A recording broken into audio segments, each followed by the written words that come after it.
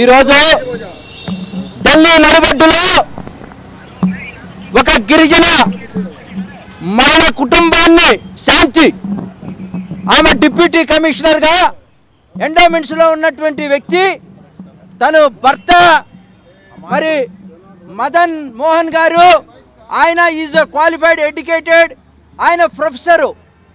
ఆ కుటుంబాన్ని మొత్తాన్ని రోడ్డు మీద పడేసి వాళ్ళ కుటుంబ ఆత్మగౌరవం లేకుండా గిరిజన మహిళ అని చెప్పి ఆయన విజయసాయి రెడ్డి గారు తన అధికార బలంతో, మంద బలంతో జగన్మోహన్ రెడ్డి గారితో అవినీతి అక్రమాలు చేసి A2గా ఉండి దాదాపు 17 కేసుల్లో 16 నెలలు చిప్పకూడి తిని కూడా మార్పు రానటువంటి వ్యక్తి, విశాఖపట్నాన్ని కేంద్రంగా పెట్టుకొని ఒక సుభాష్ రెడ్డి అనేటువంటి వ్యక్తిని, అతను ఏంటో తెలుసా, హైకోర్టులో ఏపీపీగా రెవెన్యూ ల్యాండ్స్కి సంబంధించినటువంటి చూస్తూ జగన్మోహన్ రెడ్డి గారి బినామీగా, విజయసాయి రెడ్డి బినామీగా ఉన్నటువంటి వ్యక్తిని ఈ యొక్క ల్యాండ్ రెవెన్యూకి సంబంధించినటువంటి దేవాదాయ భూములకు సంబంధించినటువంటి అంశాల్లో ఆమె మరి శాంతి గారిని ఏ విధంగా ఉపయోగించుకున్నారో మీకు తెలుసు. కొన్ని వేల కోట్ల రూపాయలు అక్కడ ప్రేమ సమాజం, అదేవిధంగా దశపల్లాకు సంబంధించినటువంటి భూములు కబ్జా చేసి వేల కోట్ల రూపాయలు దుర్వినియోగం చేసినటువంటి అంశంలో శాంతి గారు చిక్కారు. ఈ రోజున ఇతను అల్లాడుతూ ఉన్నాడు. మేము కుటుంబం గురించి బాధపడతా ఉన్నాం. మేము ఎవరికీ వ్యతిరేకం కాదు. ఈ రోజున ఈ జగన్మోహన్ రెడ్డి గారు అవినీతి చేసి అక్రమాల్లో ఉండి అందరూ కూడా 16 నెలలు జైల్లో ఉండి, ఈ రోజున మేము జగన్మోహన్ రెడ్డి గారిని అడుగుతూ ఉన్నాం ఇక్కడికి వచ్చి ఢిల్లీలో. మేము ఇంకొక విజయం ఏంటంటే నైతికంగా, అయ్యా మాకు న్యాయం చేయి, ఆయన్ని విజయసాయి రెడ్డి గారిని ఎక్స్పెల్ చేయి, నువ్వు పార్టీ నుంచి సస్పెండ్ చేయని అడుగుతూ ఉన్నాం. నిన్న మేము ఏం చేసామో తెలుసా, మీకు చెప్పాలా. మేము నైతికంగా విజయం సాధించాం. మేమంతా కూడా, నేను ఇక్కడ ధర్నా చేయడం కోసం సిపి గారికి అప్లై చేశాం.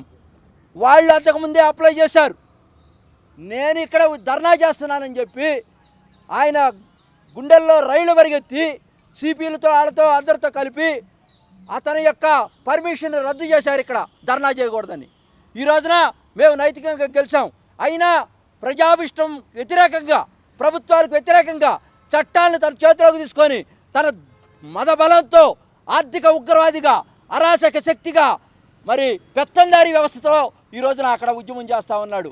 మేము దాన్ని ప్రొటెస్ట్ చేయాలంటే పేదవాళ్ళం, బలహీనులం, మేము ఇక్కడ పెట్టడానికి పోలీసులు అనుమతి లేదంటా ఉన్నారు. మేము ఒకటే అడుగుతా ఉన్నాం, అయ్యా మమ్మల్ని ఇక్కడ గెట్అవుట్ అన్నారు కదా, మరి జగన్మోహన్ రెడ్డి గారిని ఎందుకు చేస్తూ ఉన్నారు? ఆయన తక్షణమే అరెస్ట్ చేయాలా, మాకు న్యాయం చేయాలా.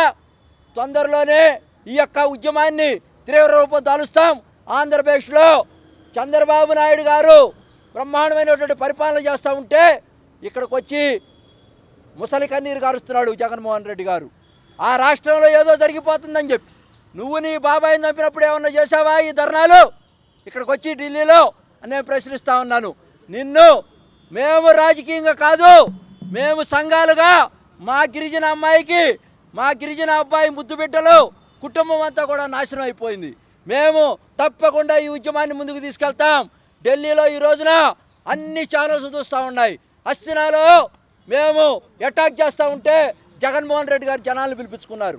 నిన్న మేము చెప్పాం విజయవాడలో, ఖబర్దార్ మేము వస్తున్నాం, బుల్డోజ్ చేస్తాం, ప్రజాస్వామ్యంగా నిన్ను ముట్టడి చేస్తాం, నీ సంగతి తేలుస్తామని కూడా చెప్పాం. తప్పకుండా మాకు న్యాయం జరగాల. న్యాయం జరిగే వరకు మేము ఇక్కడ పోరాటం చేస్తాం. అన్ని సంఘాలు వచ్చాం, తప్పకుండా దీన్ని ముందుకు తీసుకెళ్తాం.